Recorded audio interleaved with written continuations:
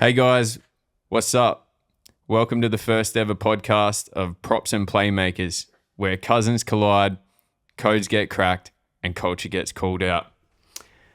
I'm Enggy. I'm Pricey. How's it going? Thanks for coming. Welcome to the first episode. We're two cousins from Queensland, just talking a bit of footy, talking a bit of music, all that sort of stuff. So, anyway, what's been going on, bro? Yeah, man, not a great deal, eh? Just living life, same shit, new day. Living the dream. Yeah, living the dream. Yeah. Pretty happy after last week when the old Parramatta Eels got a win over your mob. You would be. Yeah. But yeah, so let's get straight into it. Let's have a bit of a chat about that game.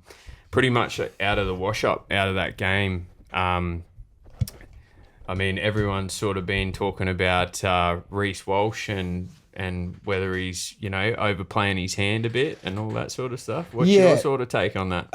Look, I think he's a good player. He's got a lot of talent, a lot of things to give. But yeah, he really needs to drill down and get everything, the X's and O's on point, because there's just, I think too many errors and stuff coming from him. And that's not to take away from how good of a player he is, but yeah, he definitely needs to drill down on that stuff. Yeah, definitely. I think he's pretty young, so he's got that time on his side. People tend to forget that when Billy Slater and guys like that were at his age, they were making plenty of errors too, throwing crazy balls and all that sort of thing. So I'm sort of on the other side of the fence where I love what he brings to the rugby league. It's pretty crazy, man. He's actually got more followers than the New South Wales Blues on his Instagram. So he's actually got a bigger following than them. That doesn't surprise me, but how many of them followers are actually supporters of the game and how many of them are girls? Yeah, well, it would be interesting to see the demographics. But yeah, obviously I was pretty happy to get the win and all that, but I think do you think that hurts the Broncos' chances on the top 8 or top 4 or anything like that? Or look, I think coming into the finals at the moment, I think we're sitting in a safe-ish position that we will make the top 8. I think so, providing we really don't drop the ball hard in the last end of the season. But I think there's a lot of injuries and there's a lot of shade over a lot of clubs and stuff. So I think at the moment, coming into the finals, it's kind of anyone's game and anything could happen. So that's my take on it anyway. I think a lot of teams are going to be scared if the Broncos make it. They've got a hell of a roster. Someone I've been impressed with this year is Shibasaki. They've got Payne Haas seems a bit busted at the moment. So speaking of props, probably the best prop in the world. But I think that's definitely going to be a bit of an issue for him moving forward. If he's not right, I don't think the Broncos will go far at all. Yeah, no, he definitely carries a lot of the weight of busting up the middle there. Him and Carrigan, their combinations through the centre there, they do a lot of work for the boys. And you find that when he does miss a week or they're not up to their full, that the guys are really struggling making the meters and being able to capitalise off that. Yeah, definitely. Well, on the other side of the ledger, I was pretty happy that I finally get Mitchell Moses back in the saddle because, I think that was his 6th game for the year or something like that. So, but when he plays, they're much more dangerous team. Oh, he's one of the top halves in our comp, man. He's a superstar. I really like him. It's just unfortunate he's been plagued with injury a little bit this year. Yeah, well, even the last 2 years, even last year, I think he had a broken finger towards the end of the season. He was playing with it or something at one stage. Can't remember what there was a few. I know he's had a lot of soft tissues and all sorts of stuff going on, but in my opinion, the limited opportunities he's had in the Origin arena, I think he's outplayed Cleary. Oh, I really liked it when he was in the Origin side. I think they were a lot more of a threatening Blues side and a lot scarier to go up against, even if it's just on paper. They're definitely a force to be reckoned with him in the side, and him and Cleary's combination's quite good together. Yeah, they play well off each other. Definitely. Yeah, I think he was missed as soon as he went out in the you know, because he got picked for game 2, but then got the injury in camp. And then, you know, from that moment, I was a lot more confident. Yeah. You know, but I mean, Cleary's still a good player, but I just think in his time, he's had a lot more opportunities than Moses, and he probably hasn't nailed it where Moses has. So, you know. Yeah. No, I get what you're saying there. So, yeah, Cleary definitely has had a lot more chances in the position to sort of thing, and Moses has been overlooked a lot of the time. Do you think that has to do with possibly the pairing of Cleary and Luai, how they've played together for a lot of years and I things think like so. that, so that they synergise with each other well, so that the selectors they pick them? gel well, but I guess you could say, you know, they should have probably got the job done then, you know. Like, they don't have those excuses that Moses and Cleary would. And I mean, Moses and Cleary played better in the one game they played together than Cleary and Luai played in the 2. Yeah. You know, so, something else I wanted to talk to you about was the Wallabies. Like, I mean, I was filthy that they didn't get that penalty in the last...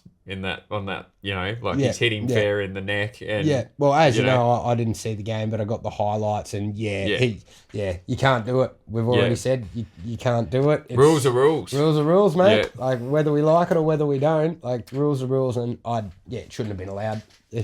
100%. Is what it is. I think the good thing to see is that the Wallabies are improving. Like, they obviously, you know, they took it right down. They basically led for the whole game up until that incident happened. So, you know, I think moving forward, like, obviously they're going to have the Bledisloe up against the All Blacks coming up soon. They've still got one more test to go against the Lions. So, I mean, like, I think things look like they're improving, but it's funny with the Wallabies, they always find a way to lose a game. They find a way to lose a game they should win. Much like the Broncos, mate. They find a way to do it to us. So I think, the Wallabies are in a good position now, considering the state that rugby union's been in with the grassroots level for the last couple of years. You've had a lot of guys coming over to rugby league and stuff like that just because there was no pathways into it. And I think, they've sort of... must have got that back on track now, or their younger players coming through seem to have the right heads on their shoulders. There's a lot of depth and a lot of players that they can pull on if they have injuries and stuff like that. So, I'm confident going into that series that we're going to be all right, eh? Yeah, definitely. No, for sure. Well, I guess, like, something else I wanted to talk about was, we're adding to the gazillion podcasts that are out there, so sorry about that. But sorry, guys.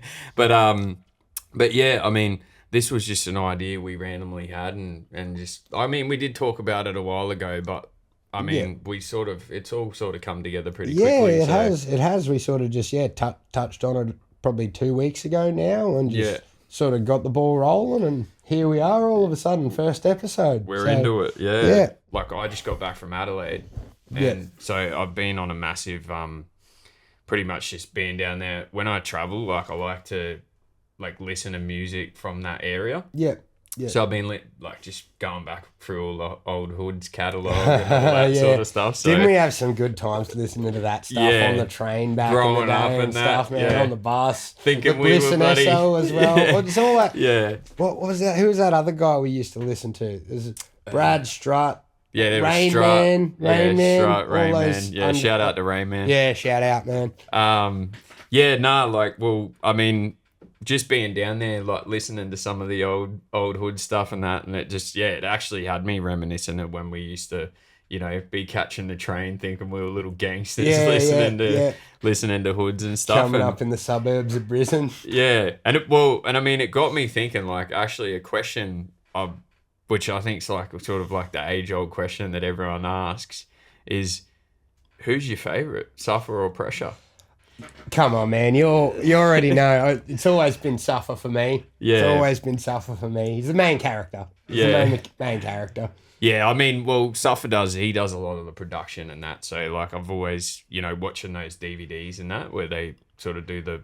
like, you know, I think we did watch a documentary or something back in the day. We used to, like, there was that they were really like ahead of their time in a way, because they were bringing out docos and you know, like little beat making tutorials and stuff in there. And I think when we were watching, possibly, I think DJ Debris, he might have been in the kitchen scratching on plates or something. Yeah. Does that sound familiar? I think the one you're talking about, that's actually Jurassic 5. That's DJ Newmark. Who actually, I'm pretty sure, he shout out to Newmark. Yeah. But yeah, that sort of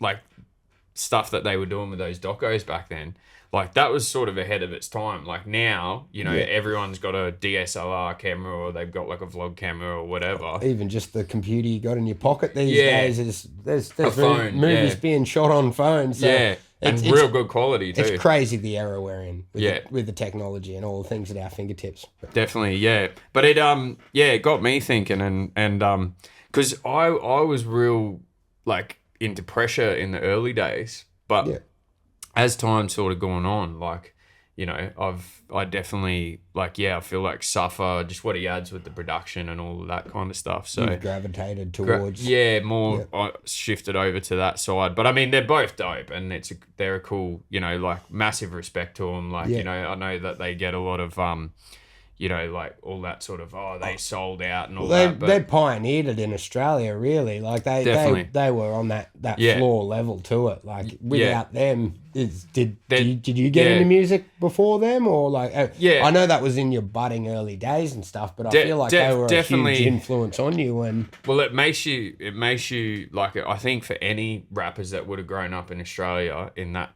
time period, like, it makes you realize that it's like possible, or like people that sort of like seem similar or come from similar sort of backgrounds and that. And like, even when I was in Adelaide and we're driving around through the Adelaide Hills, which, you know, like, and listening to Hilltop Hoods, like it was just, you know, I mean, it's as cliche as you can get, but it was like, it's something that even when I went to Melbourne earlier this year, like, I really find that the traveling and listening to the music and that, like, it brings like an extra, like, bit of inspiration or whatever. So you've been doing a lot of travel this year too, which is good to see. So well, I mean, it's I really loved your vlog that you did. Was that Melbourne, the vlog? So I did Melbourne, done Sydney and Wollongong. I've only got like 2 capital cities to go now. I've got Canberra and Perth.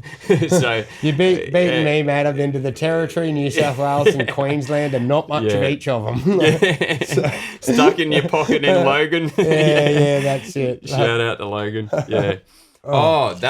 That's actually you know, sort of segueing off the Hoods, who they got the Triple J. They had the hottest 100 Australian songs, like when I was down in Adelaide. We were listening to it. That's they do that every year on Christmas Day as well, don't they? They go through the. They used to do it on Australia Day, but I think they changed it. Yeah, I feel like there was one I used to listen to because with the chef background working in public holidays, there was every year. I think it was Christmas Day, man, or Christmas or New Year's Day. They do a 100 hottest Australia countdown.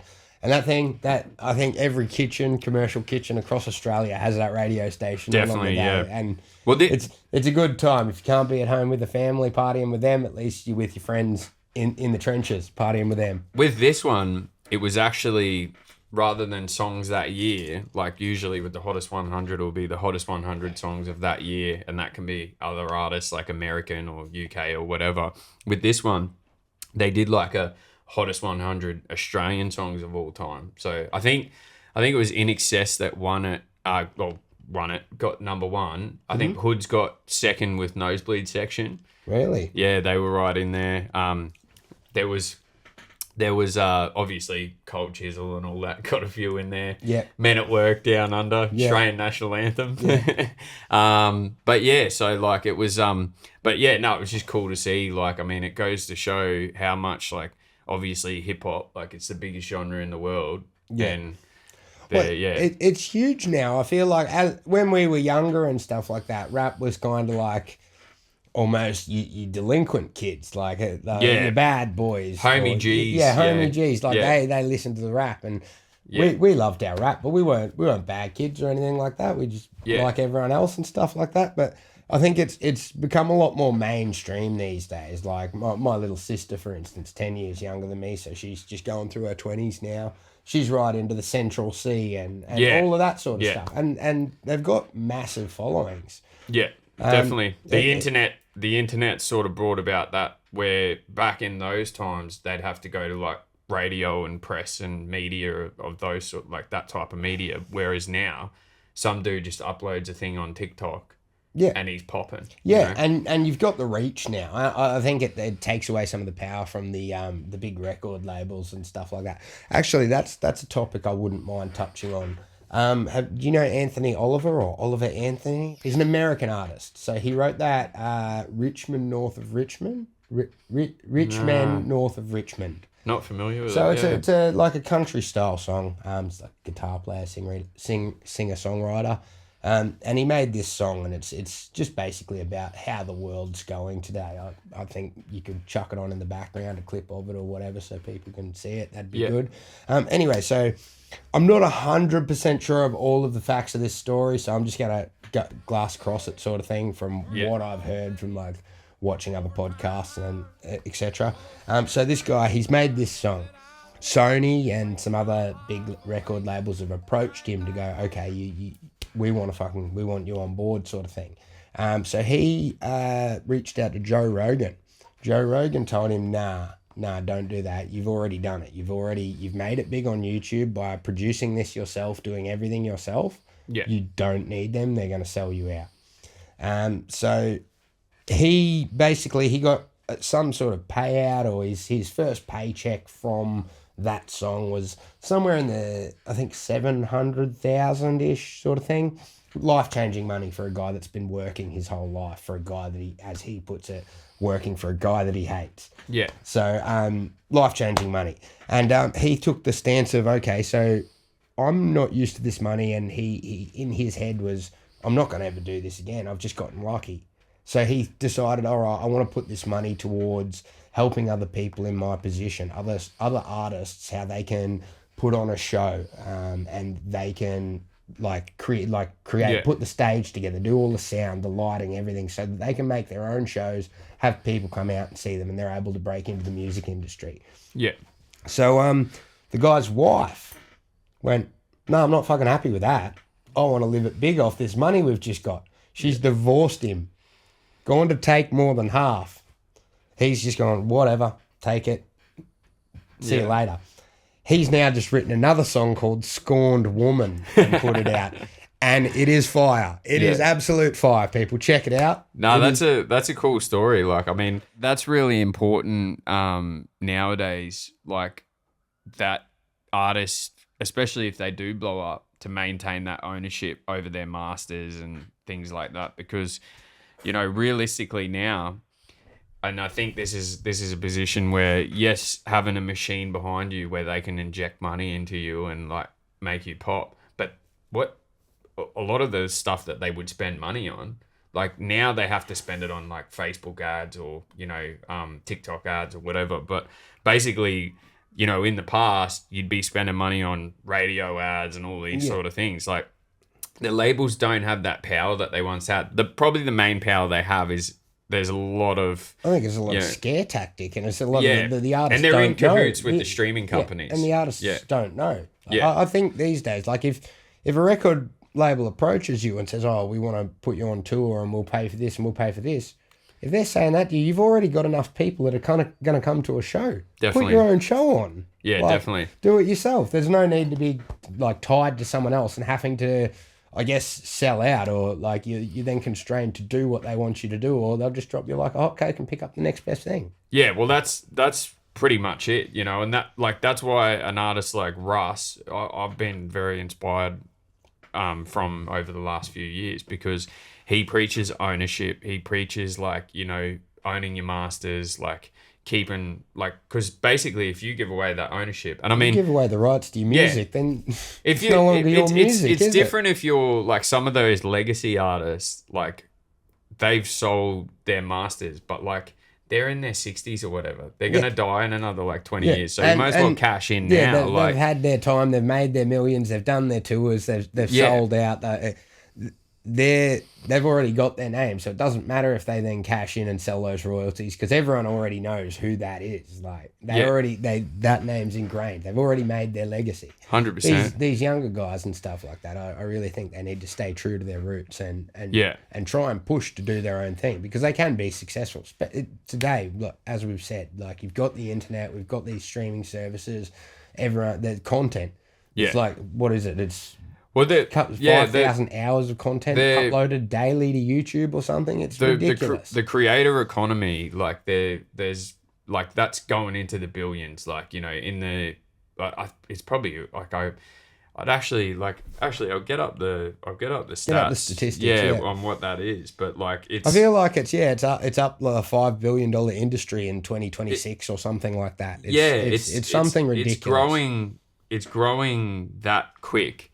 And that's the thing. You're going to have other platforms popping up. The thing is because you're getting platforms where, like back in the day, you could post a photo on Instagram of your sandwich and it'd get, probably 100 likes. Now you post something and started on that. As a chef, there is nothing worse than you plate someone up this meal. It's meant to come out nice and hot. They're meant to enjoy it.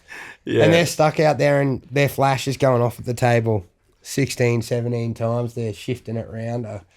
Well, you know what I love to do to people like that? Like my sister, I'm sitting across the table. I just get my fork and just smush their bit right up. Dang. Oh, let them have their fun.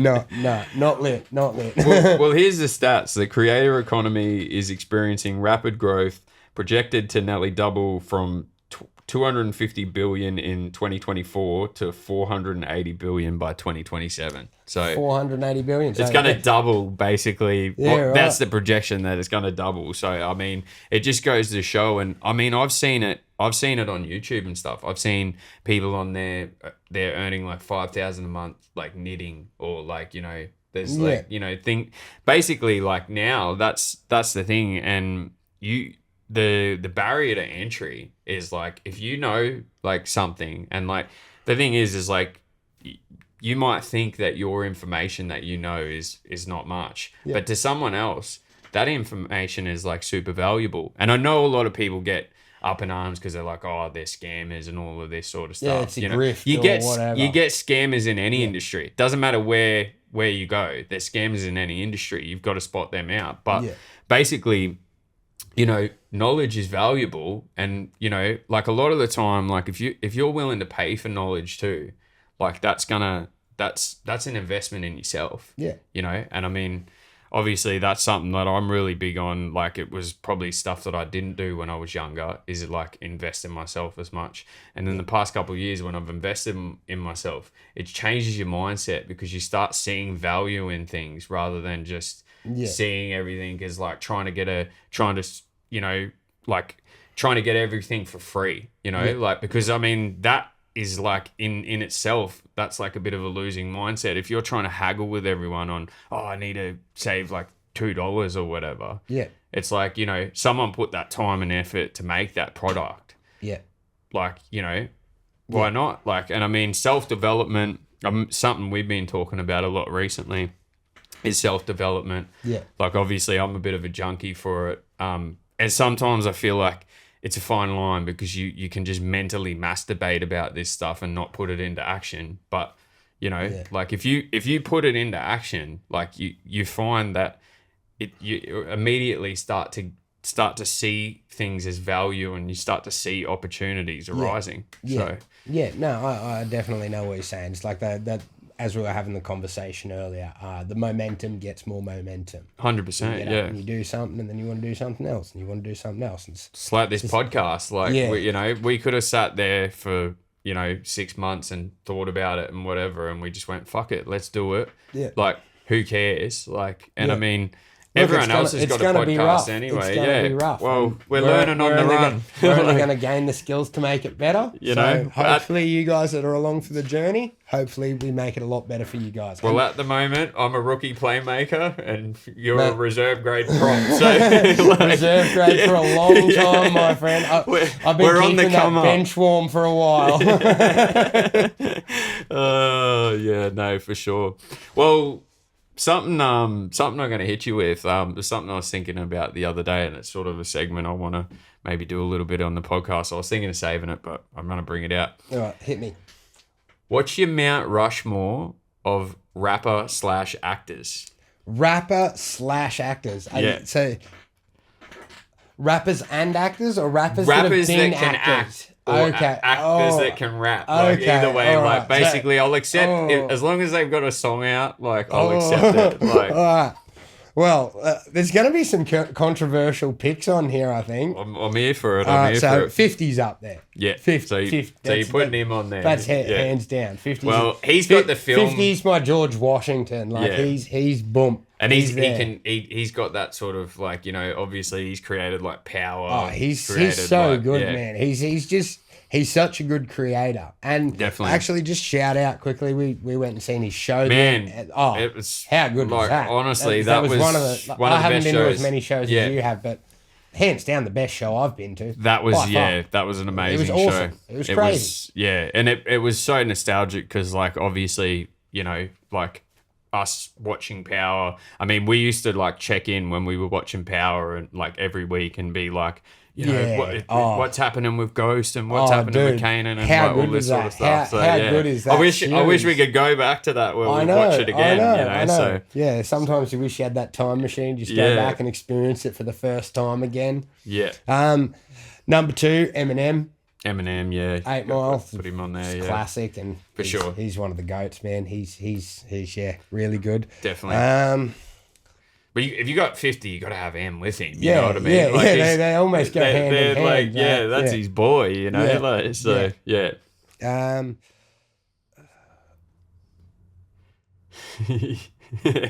You're stuck here on this one, aren't you? Yeah, I'm done. Yeah. I'm cooked. He's got 2 up there. He's just going to multiply them. Can we go Eminem and 50 again? Eminem, 50 Cent. I was just thinking about it before. I was like, damn, he's pretty good. That Stoner movie we watched, Method and Redman. Method Man. Well, there's another. You've got he's some also of the Power in Ghost cast, as well. Yeah, in Power. Yeah. So, he's there. Red's also in that as well. He is. Yeah, he played a pretty good role. I forgot that he was in it. Yeah, actually. he played a couple episodes there. Yeah, that was pretty cool. I liked his character. Was he like too. the brother? Or? I think he was. Yeah, he was the brother, but he was like Davis or whatever. Well, you've even got in that you've got Mary J. Blige that plays. What's her name? What is her name? Monet. Yeah, Monet. Yeah. The Kingpin. Yeah. So like there's a bit. Yeah. Her character in that is good. She's cold. She's cold. Definitely. And even what's the Kane. Yeah. He's a rapper as well, isn't he? Oh, is he? True. Yeah. I believe so. Yeah. I know they've got a lot of music artists in there because Dre in Power. That's Ratimi. Like he's like a R&B sort of artist or whatever. And you got in the other one, you got Unique. Yeah. Unique. Joey Badass. Yeah. Like was actually I love Joey. Like he's one of my favorite rappers. You went to a show of his last year. Yeah, I've been to 2. A couple of years ago. Yeah, I've been to like 2 of his shows. Like pretty much. There's actually quite a few rappers in that. He's series, one of my favorite characters in the Power series. He by the way, plays his character really well in that series. Like I must say, like I didn't get into that one straight away, but it took a while, and I really started to really. It's weird that one. That was one of my favorites out of the spin-offs. Like I just loved Marvin, and some of Uncle Marvin, isn't he? He's so funny and so wild. He's always eating too. Yeah, like, dude. He's just one of them wisecracking cats, like for sure. He's like the comedic relief in it, like where he's like the Tommy, of that breaks show. The tension of it. Yeah, it's sick. So, but so who you got? One more to go. Oh man, who was the third I picked? You picked Method Man. Method Man, right? Yeah. And that wasn't the one that I had in my mind earlier. There's another one there. Man, I feel like this is quite a big, like, mainstream one too. And I feel like it's right on the tip of my tongue. I had his name in my head just before. I was like, yep, he's one. Just got to think of the movie again. I think that's my issue is I've forgotten what movie it is. Yeah. So who you got as your last option? That other one that I was thinking of before. It was Will Smith. Yeah. Not that his rapping career is crazy, but yeah. The movies, I mean, he still had his hits in there. He did have his hits, but the guy's movies, man. Some of his movies. So yeah, you got to have him up there just for that actor side of things. I think the other guys are more rappers. Will Smith's more the actor, and I think that's my much more. That's going to be my first one. It's going to be Will Smith. Okay, because cool. Yeah, like I think he's the GOAT of all of them because like he's probably got the better filmography or whatever. Yeah, well, he's got the best slap anyway. So. Yeah. Hey, that's all he's got. Like, yeah. I mean, yeah. Probably outside of that, I think the other guy I was gonna say is Ludacris. Like, oh yeah. I can't go past him, man. Like, I didn't even think about him, but those Fast movies. Fast and the Furious and all that sort of stuff. And, like, I mean, they're definitely he's like top movies. And like, isn't he such an entertainer too, Luda? He's like, he's one of those guys that he knows that no matter what he's doing, whether it be his music or his acting, he's there to entertain. He's got that pizzazz about him. Got the style the and swagger. Yeah, definitely. Yeah.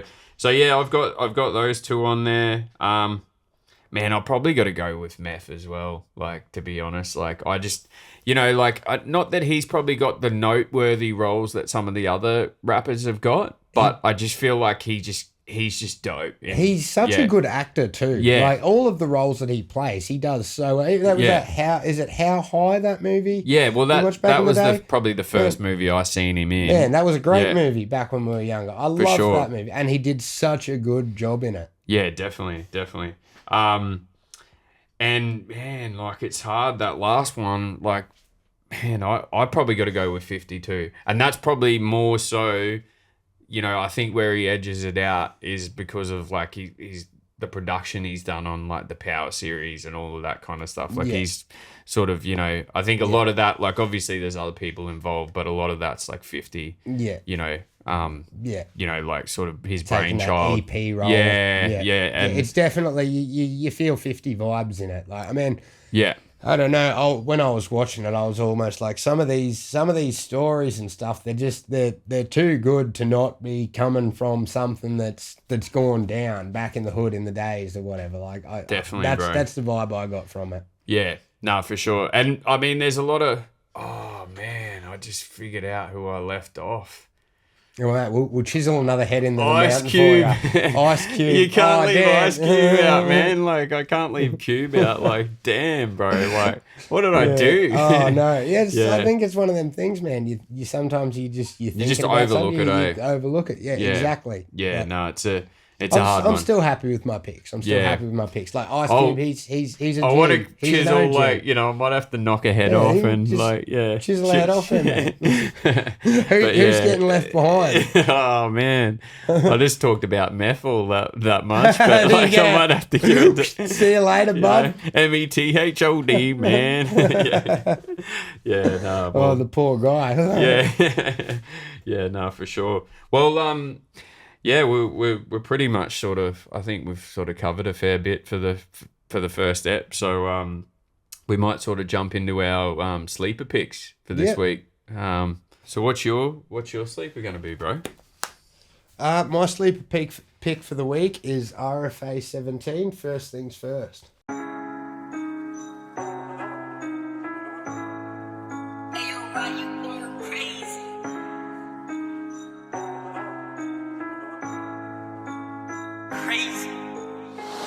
First things first, go off your bro on a hearse. We got shorties to blow your head off your shoulders. Gang been putting in work. Vest and blazer, Gloucester Merc. We had his family card in church. Better run when you see this flash, cause it'll be a second to them boys burst. They rapping like they touch me like what? Get the fuck out of the stew. Didn't your bro get put on the news? You haven't got back, I'm still confused. I sell him a burger, reach for the bag. I'm running the ball and stabbing his dad. I'm down for the cause, he learn on track. Just go do a drill before you can rap. I just came out from doing a stretch. I'm looking for ops to drill him again. I'm gonna jump into a song I love. This is like my house cleaning jam, and I just figured since I had to clean this studio so we could do this podcast. So this is Fat Freddy's drop, Clean the House, and I just want to send a massive condolences. They lost like one of their like founding members, DJ Fitchie. Yeah. So they're like a reggae soul group from New Zealand. And yeah, I've always been into them for a lot of years. So. Okay. Well, rest in peace, DJ Fitchie. Shout out to you, bro. R.I.P.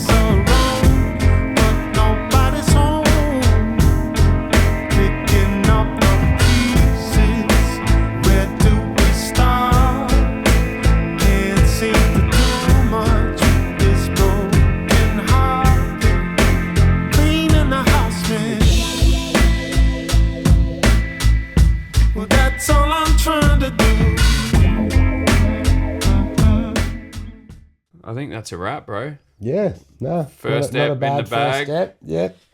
Props and playmakers. Keep them coming, bro. Yeah, man. Well, just got to keep building on it from here. Just building Build like a props, reserve think grade like prop. playmakers. All right. Well, if you guys are feeling it, hit the follow, hit the share, all that sort of jazz. Smash that subscribe button. Share it around to your mates.